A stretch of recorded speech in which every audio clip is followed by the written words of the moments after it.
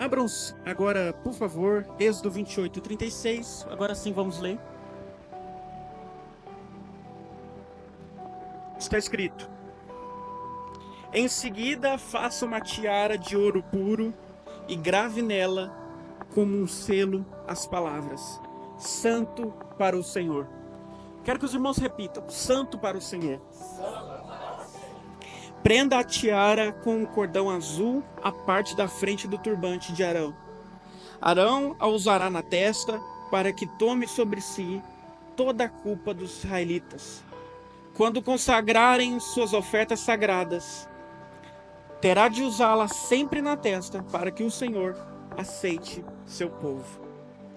Meus irmãos, eu quero que os irmãos imaginem a cena que nós acabamos de ler. O sumo sacerdote Arão, ele foi declarado como um homem separado.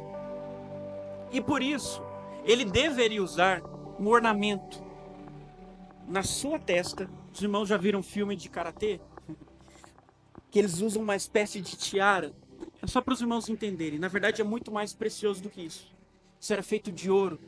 Era uma espécie de tiara, meio que um turbante, que estava escrito em aramaico, em grego, na verdade, em hebraico, Santo ao Senhor.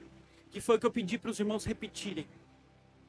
E nesse contexto de Êxodo 28, nós vemos a descrição da parte de Deus a Arão e aos sacerdotes de maneira geral, como eles deveriam se vestir e algumas questões que eles deveriam agir e se portar. Isso é muito relevante porque é a primeira vez na palavra, quando surge isso aqui, é a primeira vez na palavra que nós vemos uma descrição detalhada da indumentária e da maneira de se portar de um sacerdote. Até então, houveram outros sacerdotes, antes da lei de Moisés. O maior deles, sem dúvida nenhuma, Melquisedeque. Na verdade, se a gente for levar isso à risca, conforme Hebreus diz, houveram 3 grandes sacerdotes que representam 3 alianças de Deus. O primeiro, grande sumo sacerdote, Melquisedeque, que fala da aliança que Deus tinha com os homens, baseada numa lei moral, não escrita. A partir de Arão, com a lei de Moisés, surgiu a aliança escrita. E por isso que é tão relevante. Deus agora dá os detalhes. E com a manifestação do Filho de Deus, Jesus Cristo, houve um novo sumo sacerdote, o nosso Mestre Jesus. E agora a lei do Espírito, que está gravada em nosso peito.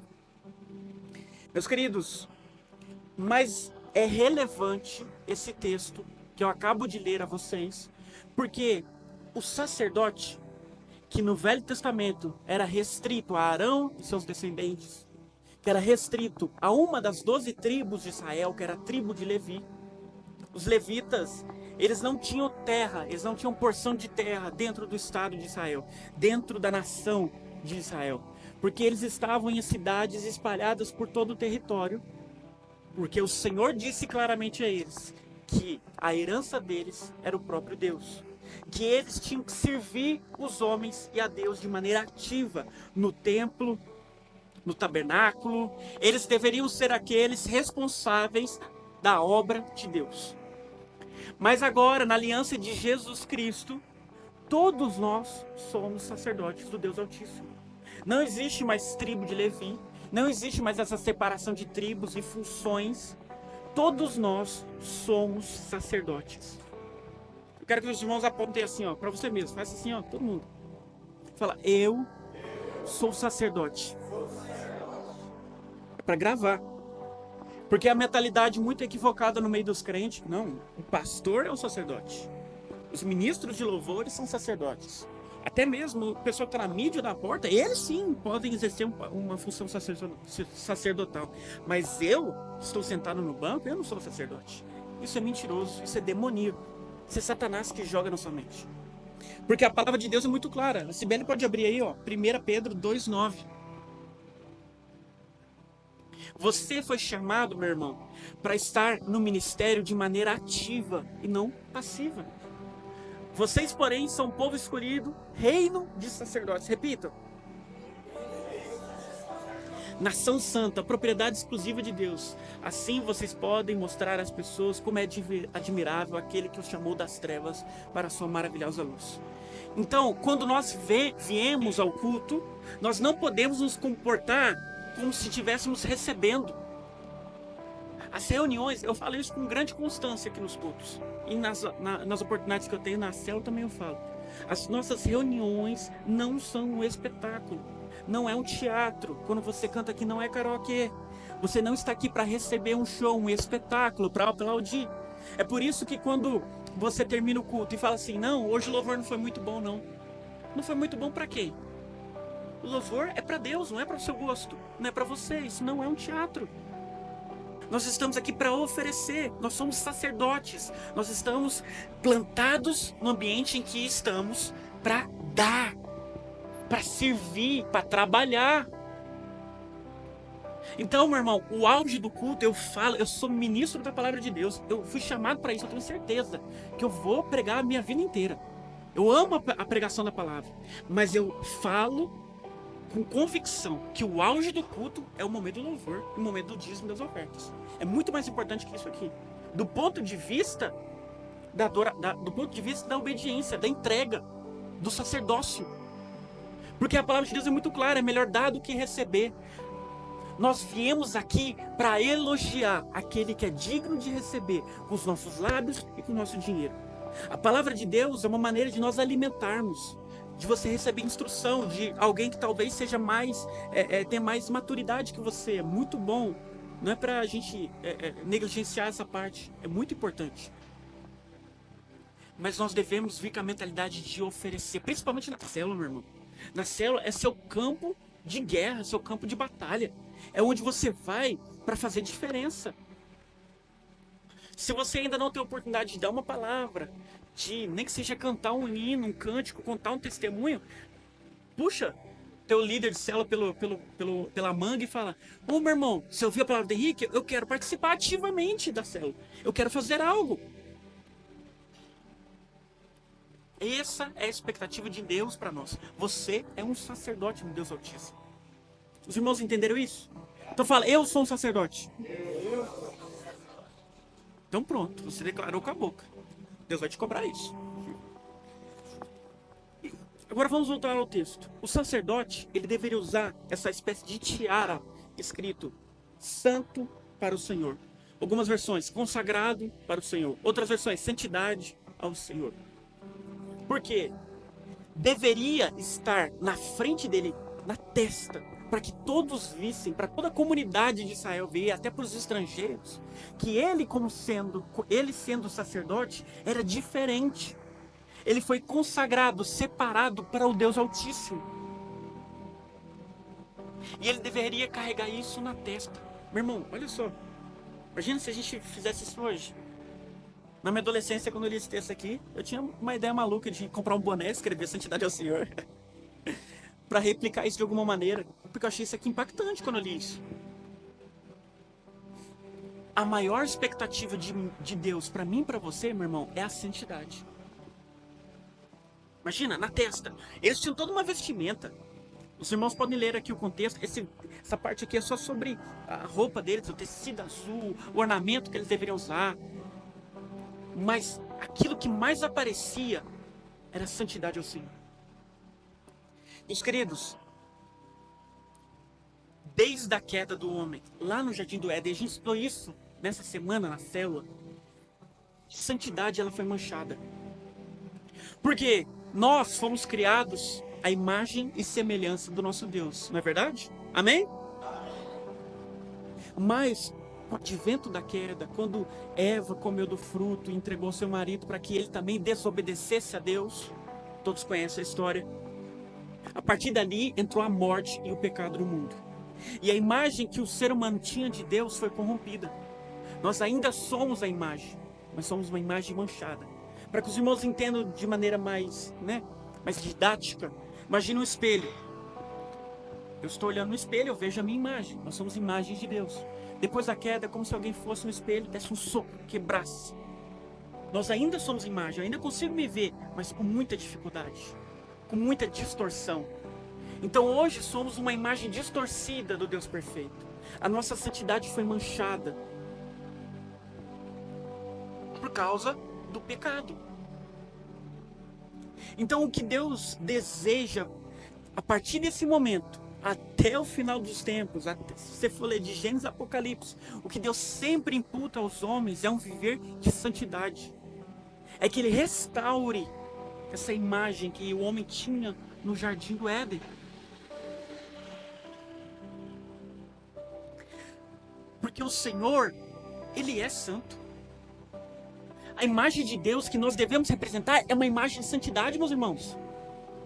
Apocalipse, capítulo 4, fala que os anjos estão no céu agora mesmo, nesse instante, junto com os anciãos, junto com os querubins, os serafins, os seres viventes, dizendo: Santo, Santo, Santo. Quando nós lemos Ezequiel ou Isaías, percebemos que esses anjos estão a eternidade inteira no mesmo cântico. Hoje a gente reclama das músicas que tem só uma letra, a música inteira. No céu ninguém reclama disso não. Tá todo mundo o tempo todo falando que Deus é santo. Então pensa, todos os adjetivos, todos os elogios que a gente possa oferecer a Deus. O mais importante, porque é o que é entoado nos céus, pelos séculos dos séculos, é a santidade dele. Então de tudo que Deus quer comunicar a nós, para que nós venhamos continuar sendo a imagem dele, aquilo que foi corrompido no Éden, e aquilo que foi restaurado em Jesus, é a santidade. Porque ele é santo. O Senhor tem dois aspectos de atributos: os comunicáveis e os incomunicáveis. Os incomunicáveis são aqueles que a gente não vai tomar posse deles, nós não temos parte deles, pelo menos aqui na Terra. Que é a onipotência dele, ou seja, ele é todo poderoso, ele faz o que ele quiser. A onipresença dele, que significa que ele está em toda parte, em todo momento, ele vê tudo. Onipotência, onipresença e onisciência. E a onisciência dele, que é a sabedoria plena, a verdade abundante que só ele detém. Ele sabe todas as coisas. Meus irmãos, isso é de Deus, nós não temos acesso. Mas os aspectos comunicáveis do caráter dele, nós temos. E quais são? O fruto do Espírito descrito em Gálatas 5. O fruto. São 9 virtudes. Quando nós andamos em alegria, em domínio próprio, em mansidão, em paciência, em amabilidade, quando nós andamos em fé, meus irmãos, quando nós andamos em todas as virtudes do fruto, ou seja, resumindo tudo, quando nós andamos em obediência, nós restauramos a imagem que nós tínhamos perdido no Éden. O nome disso é santidade. E esse é o maior desejo de Deus para nós. Olha só o que a palavra de Deus nos diz em Efésios capítulo 1, versículo do 3 ao 5. Abre aí, Sibeli, por gentileza. Eu vou ler na NVI. Que Deus nos escolheu para sermos santos. Você quer saber para que existe? Você quer saber para que você existe, meu irmão? Aqui está a resposta. Você nasceu para isso aqui, ó. Bendito seja o Deus e Pai de nosso Senhor Jesus Cristo, que nos abençoou em todas as bênçãos espirituais das regiões celestiais com Cristo. Ó, glória a Deus. Ó a promessa. Já nos abençoou com todas as bênçãos celestiais. Meu irmão, você tem bênçãos abundantes, todas as bênçãos nas regiões celestiais. O Senhor quer te abençoar, o Senhor quer derramar chuva de bênçãos sobre você. Você já tem isso. Mas vamos continuar lendo? Como ter acesso a isso? Porque Deus nos escolheu nele antes da criação do mundo. Olha só, meu irmão, você não nasceu por acaso. Você tem um propósito. Deus te viu pessoalmente, individualmente, antes da criação do mundo. Ele te desenhou, ele escreveu os seus dias no livro dele. Ele te ama, ele sabe seu nome, ele sabe suas frustrações e seus desejos. Ele te criou, ele te escolheu antes da criação do mundo. Olha aquela palavra ali, para. Qual o intuito dele te escolher, dele te criar? Por que você existe? Por que você respira? Para sermos santos e irrepreensíveis em sua presença. Repitam, santos. Repitam, irrepreensíveis. Eu gosto dessa palavra, irrepreensível. É muito forte, é muito pesado. Significa perfeito. Você foi chamado para ser perfeito, meu irmão, em que não há repreensão alguma. Não tem como falar nada da Sandra, porque o que eu vou falar? Não tem como falar nada do Samuel, o que eu vou falar? É assim que as pessoas têm que se portar em relação a você. O que eu vou falar dessas pessoas? Elas são irrepreensíveis. Não há o que corrigir nelas. O Senhor te desenhou para isso, meu irmão. Versículo 5. Em amor nos predestinou para sermos adotados como filhos, por meio de Jesus Cristo, conforme o bom propósito da sua vontade. Então, com a filiação que recebemos mediante o sacrifício de Jesus, nós devemos andar em santidade e sermos irrepreensíveis.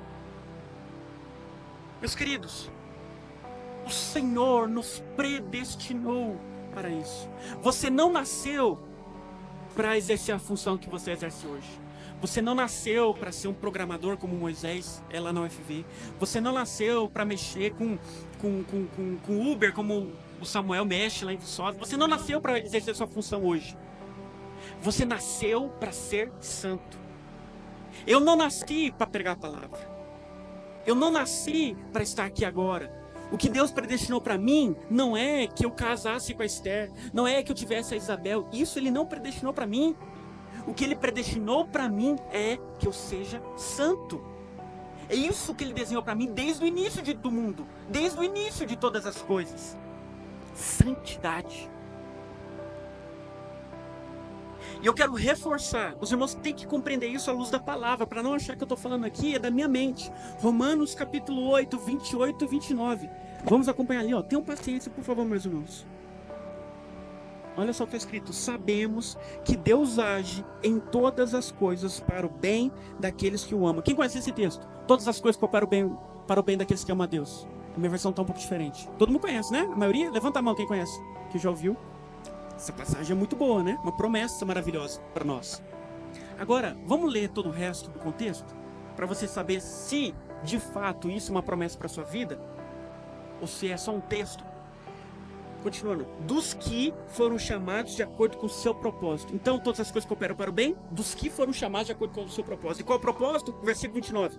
Pois aqueles que de antemão conheceu, também os predestinou para serem conformes à imagem de seu Filho, a fim de que ele seja o primogênito entre muitos irmãos. Então Deus te criou para você ser uma representação de Jesus Cristo entre os homens. O que significa a palavra cristão, meu irmão? Um pequeno Cristo. A etimologia da palavra é essa, um pequeno Cristo. Você é um cristão de fato e verdade? Você é um pequeno Cristo?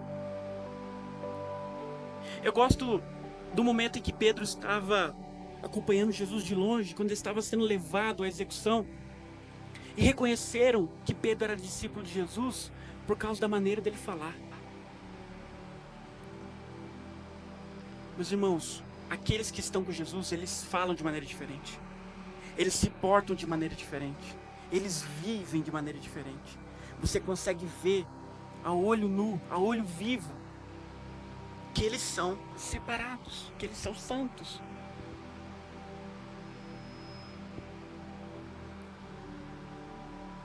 Mas, quando começa a santificação? A partir do momento que você creu, quem crê que Jesus é o Filho de Deus? Quem crê que Ele morreu pelos seus pecados? Levanta a mão, levanta a mão. Quem creu que Ele ressuscitou e vai retornar um dia? Glória a Deus. Muito bem, meus irmãos. Se você creu nisso tudo e foi batizado, você é servo de Jesus. Você é filho de Deus. Mas o nome que se dá a essa confissão de fé pública é justificação. Nós somos justificados na morte de Jesus na cruz. Todo mundo é justo. Fala assim, eu sou justo. Que presente, né, meu irmão? Você pode falar isso. Porque Jesus te fez justo. Todos nós somos justificados. Mas a partir do momento que você entrou, passou pela porta, você começa a trilhar o caminho estreito. A porta é a justificação. Tudo é Jesus. A porta, o caminho, o alvo, tudo é Jesus. Mas a porta é a justificação. E aí você começa a trilhar o caminho estreito. Você rejeitou o caminho largo. Você começa a trilhar o caminho estreito, que é o caminho da santificação. Rumo ao alvo, que é a glorificação. Que é quando nossos corpos serão transformados receberemos um novo nome, moraremos na nova terra que será formada, governaremos com Cristo, trabalharemos, vai ser um tempo maravilhoso. A santificação é o maior processo da vida do crente, porque a glorificação vai ser rápida, no abrir e fechar de olhos. A justificação é aquele momento que você crê, você foi justificado, crê fielmente, verdadeiramente. Agora a santificação leva a sua vida inteira. Tem gente que quando ouve uma palavra sobre santidade começa a ficar meio desesperado. Então Deus deve estar muito bravo comigo, que eu sou muito ruim. Meu irmão, você é muito ruim. É por isso que Jesus morreu por você. É por isso que Ele concede tempo, por isso que Ele é longânimo. É por isso que demora a nossa vida inteira. A nossa perseguição pela santidade. Nós perseguimos a perfeição em Cristo. Nós caminhamos cada dia melhor, progressivamente, melhorando, crescendo. Se você está na igreja, meu irmão, pensa agora, quanto tempo você está na igreja? Estou na igreja 6 meses. Estou na igreja 6 anos. Desse momento agora, para o momento que você iniciou, o quanto você cresceu? Se sua resposta foi, eu cresci pouco, meu irmão, você andou pouco. Se você andou pouco, você não está cumprindo o propósito de Deus para sua vida. Você se ataviou com outras questões. Você está se preocupando com a sua vida civil e deixou aquilo que de fato é mais importante. Você não nasceu para ser um pai de família. Você não nasceu para ser um bom cidadão, meu irmão. Você nasceu para santidade. Eu quero que os irmãos entendam isso. Se você não progride na santidade, você não está progredindo em maturidade, você não está progredindo como cristão. Você não está indo rumo à glorificação. Ou seja, a sua salvação não é real. Não é real. Esse tema é seríssimo. Porque, meu irmão, é lógico. Você não precisa ser muito espiritual para entender, não. Jesus, ele morreu por causa dos nossos erros, o que a Bíblia chama de pecado. E aquele que pecar deve morrer. O Senhor disse isso lá em Gênesis. Ele disse isso em Êxodo para Moisés. E não há perdão de pecado sem derramamento de sangue. Ele disse em Gênesis.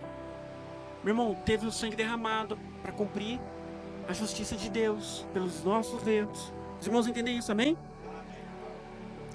Então, se Deus triturou o filho dele por isso, por que você acha que depois de ter recebido essa misericórdia, recebido essa graça, você pode viver da maneira que melhor lhe apraz? Por que você acha que você pode continuar pecando? O Senhor deu a vida do filho dele para que você seja santo, meu irmão. Não é só para te salvar. É para que você seja salvo e santo. É a consequência da salvação. Quero que os irmãos compreendam bem. A nossa igreja fala muito disso. Porque há muito engano nas igrejas de maneira geral, infelizmente. Você é salvo. Não pelas suas obras, mas pela obra de Cristo na cruz. Mas você é salvo para as obras. A Bíblia diz isso lá em Efésios 2. Nós somos justificados mediante a fé, mas para as boas obras. Está escrito isso lá.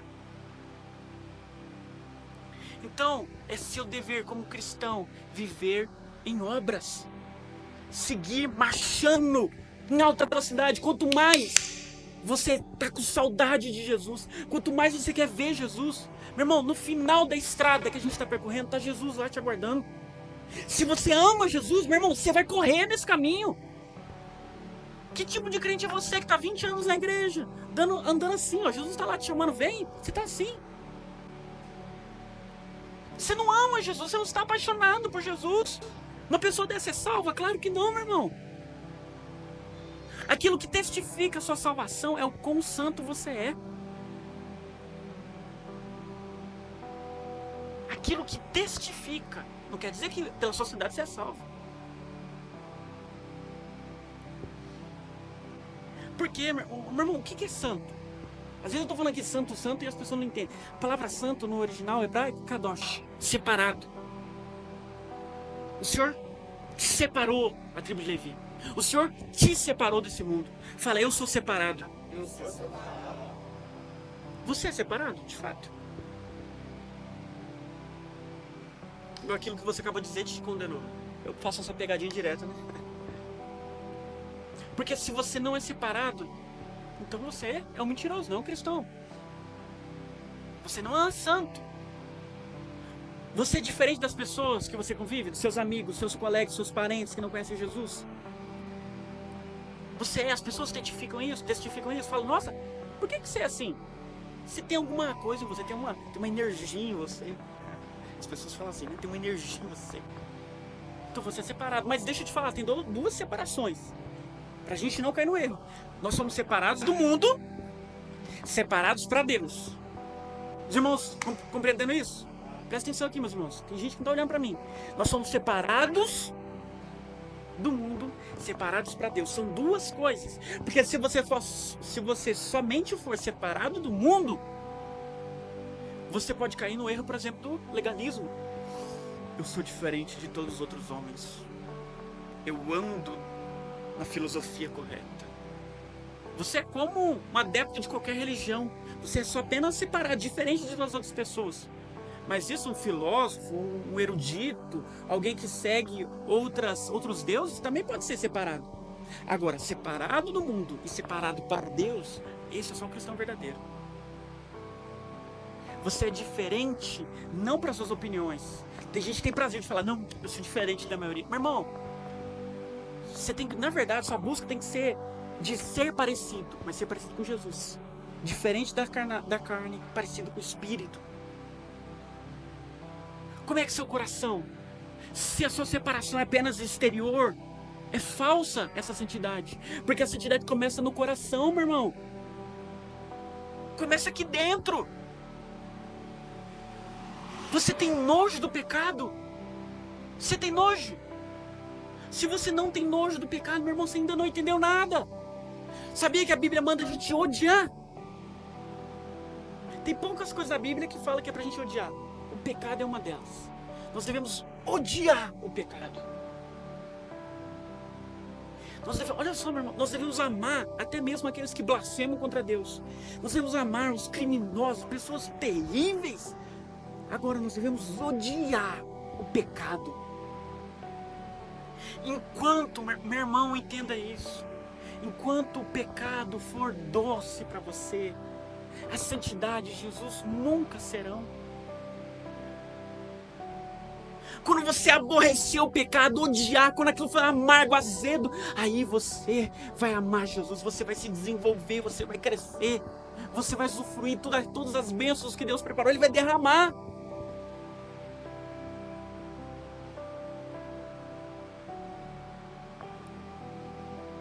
Os irmãos estão compreendendo, meus queridos? A santidade é o desejo de Deus para nós. E a santidade tem um aspecto muito, muito interessante. Que tem uma frase do pastor Márcio Valadão. Eu sei que quantos conhecem ele. Ele é um homem muito manso, Moisés de Mansidão, um homem muito manso. Ele fala o seguinte: intimidade gera santidade. O que traz autoridade e que leva à conquista. Nós estamos num ano de gratidão e multiplicação. Nós queremos conquistar a nossa cidade, queremos conquistar Viçosa, Canaã e toda a região da Zona da Mata para Jesus Cristo. Você está nessa missão, meu irmão? Amém? Amém. E nós também temos planos e projetos pessoais. Mas para que a gente venha conquistar aquilo que nós estamos planejando, o caminho é esse.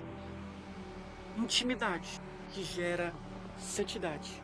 Santidade que gera autoridade. E autoridade que leva à conquista. Porque é tudo aquilo que você consegue, que não percorrer esse caminho, essa trilha, você vai conseguir na força do seu braço. Se você consegue na força do seu braço, meu irmão, grande perigo você corre. Porque a qualquer momento isso pode desmoronar. Uma casa construída sobre uma areia, você pode até permanecer ali por um tempo. Meses, até anos. Mas em algum momento aquilo vai derrubar. Vai ser demolido, vai cair. Agora aquilo que é construído na rocha, que é Jesus, pelo caminho certo, isso permanece. Isso permanece. Talvez os irmãos nunca tenham prestado atenção, mas eu quero que abram em Tiago capítulo 4. Abre aí, por favor, Sibeli.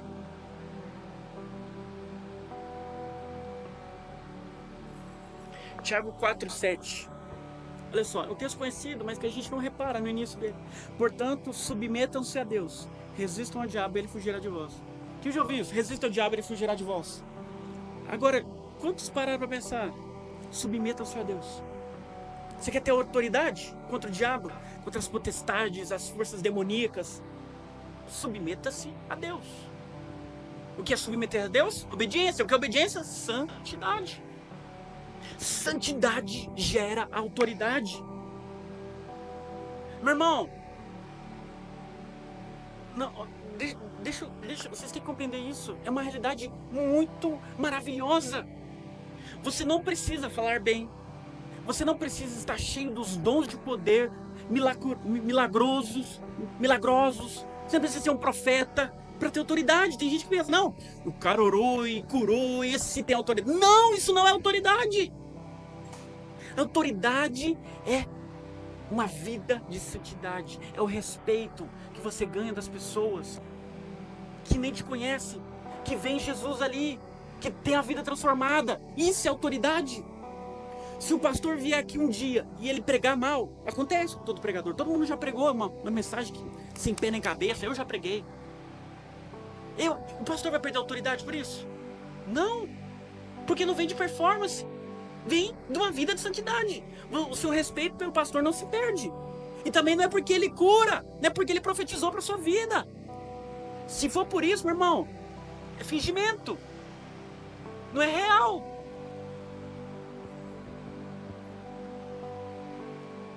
Meus queridos, nós devemos nos sujeitar a Deus. E aí o inferno teme nós. Eu vi um dia um pastor publicando assim, nas redes sociais dele, assim, Satanás, prepare-se, eu acordei, bom dia a todos. Achei isso muito engraçado e muito legal. Quando você levantar de manhã, o diabo tem que ir. O Abner acordou. E, meu Deus, o George acordou. Porque acordou um homem santo de Deus, que não dá ouvido às minhas tentações para ele. O que eu posso fazer com um cara desse? Nada. Eu só posso fugir.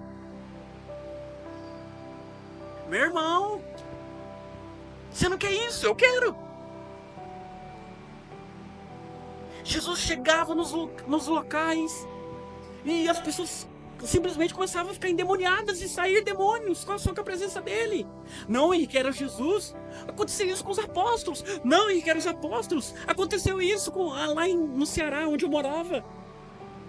Tinha um pastor que ele entrava na cidade e os demônios começavam a sair só dele entrar. Meu irmão, isso é real, pode ser comigo e você. Quando você chega no ambiente, no seu trabalho, na sua família, nos seus amigos, as pessoas começam a ficar trêmulas, a sentir algo diferente. É o Espírito Santo. Sem você falar nada, só com a sua presença. Mas isso vem da santidade, da intimidade.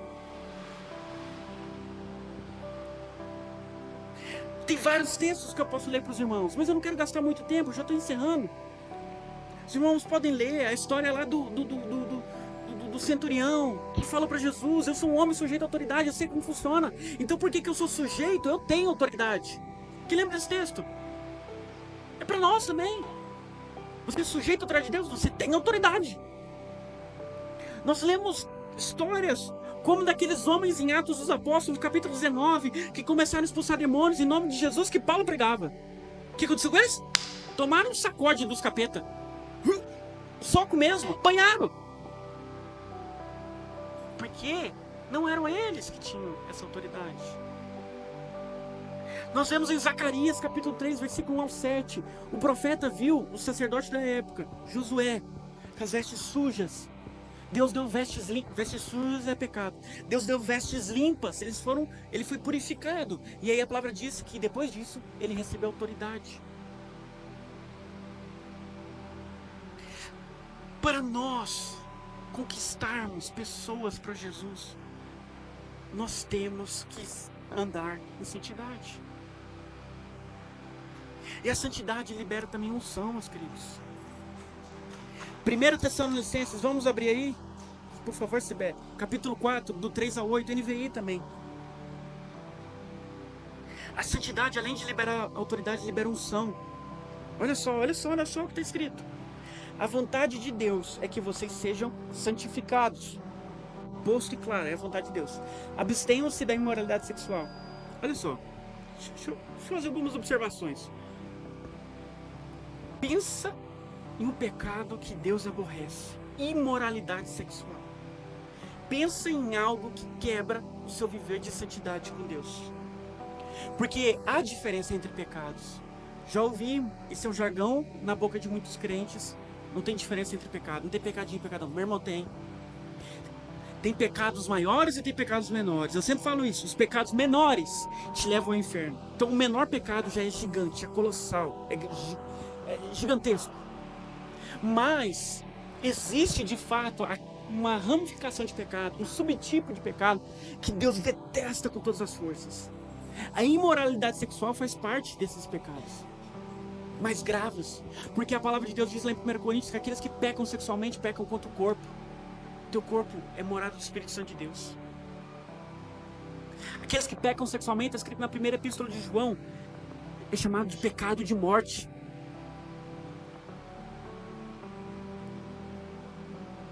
A diferença clara entre pecados, meus irmãos. Nós vemos isso em Pilatos, Jesus diante de Pilatos. O que Jesus falou para Pilatos? Pode ler lá no texto. Maior pecado tem aquele que me levou até você. Falando de Judas. O pecado de Judas é maior que o seu.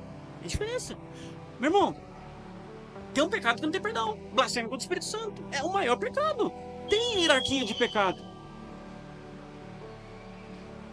E a imoralidade sexual te leva à ruína.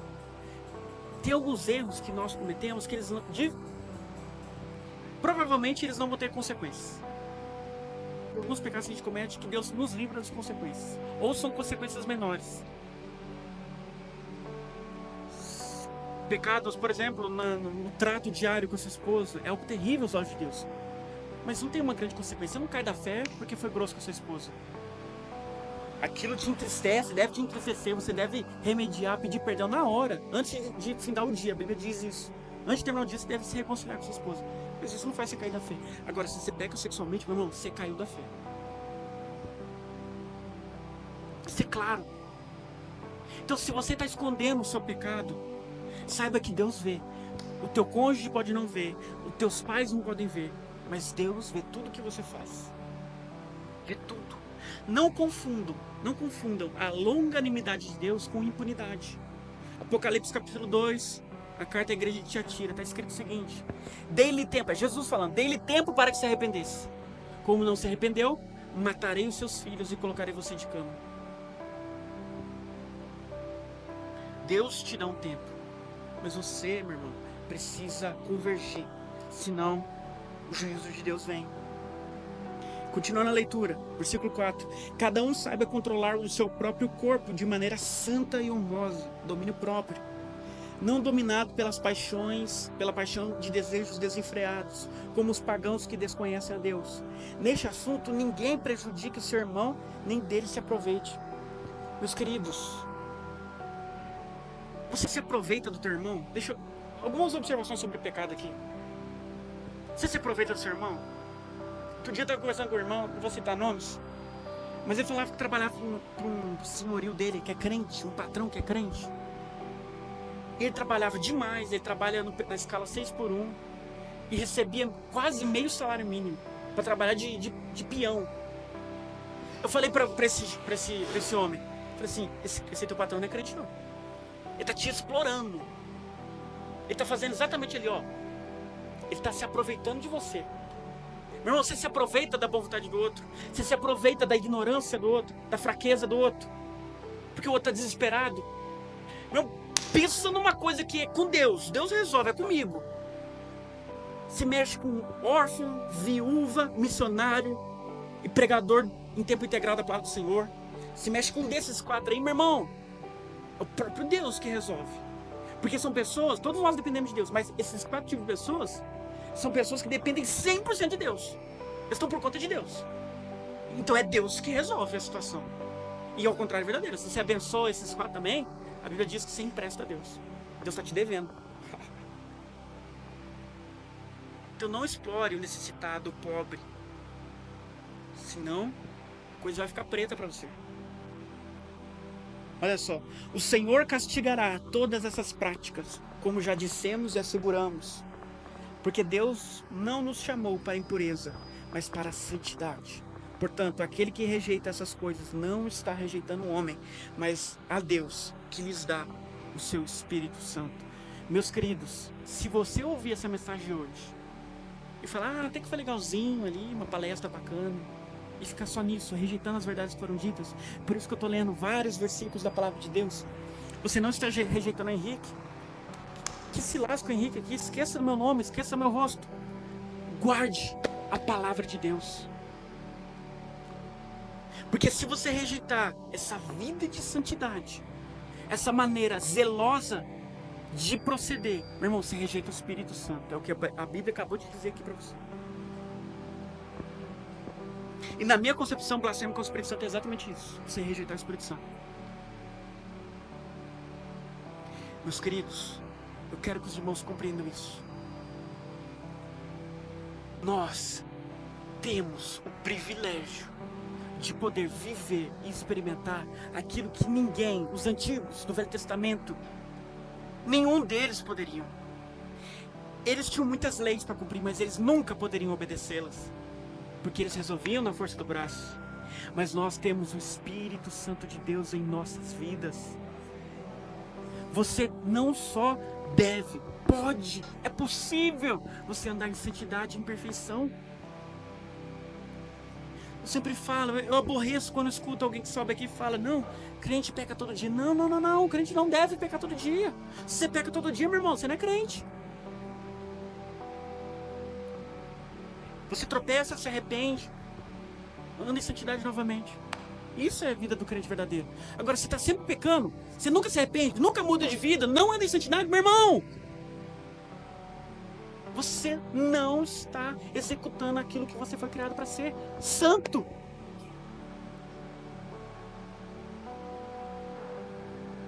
Meus queridos, eu quero que os irmãos se levantem.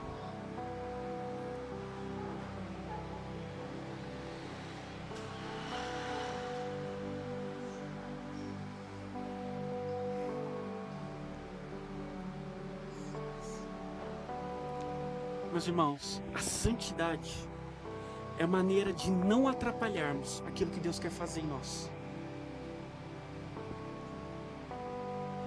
Deus tem bênçãos para você, Deus tem promessas para você, para sua casa, para sua família. Deus tem bênçãos e projetos para a nossa nação. Mas nós estamos atrapalhando Deus quando nós não estamos vivendo de maneira separada, verdadeiramente. Isso começa com o coração contrito e quebrantado. Meus queridos, nós temos que amar Jesus. Nós somos santos, não simplesmente porque é uma ordem. Se for assim, até vale. Mas nós devemos ser santos, porque Jesus, Ele morreu por mim e por você. Ele pagou tudo por você, meu irmão, na expectativa de que você fosse santo. A santidade é uma maneira de expressar gratidão àquele que nos deu tudo.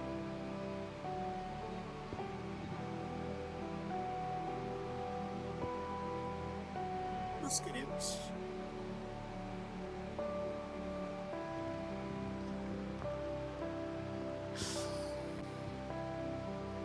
um avivamento pode acontecer nesse lugar. Um rebuliço sobrenatural, espiritual pode acontecer aqui. Mas somente se houver santidade. Você pode ter uma vida implacável, mas somente se houver santidade. Sabe aqueles problemas que estão atormentando a sua vida? Podem ser resolvidos em Cristo, mas somente se você tiver santidade. Não é uma troca, é consequência. Você anda em santidade, você está naquilo que Deus já te deu. Eu quero convidar os irmãos, aquele que deseja, anela a santidade. Se isso queima no seu coração, meu irmão, vem à frente, eu quero orar por você.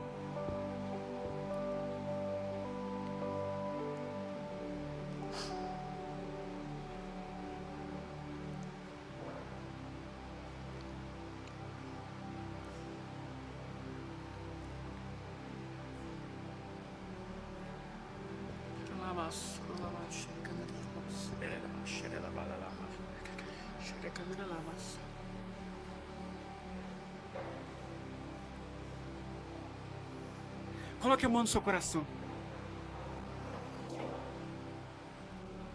Eu quero que agora você lembre de todos os pecados cometidos.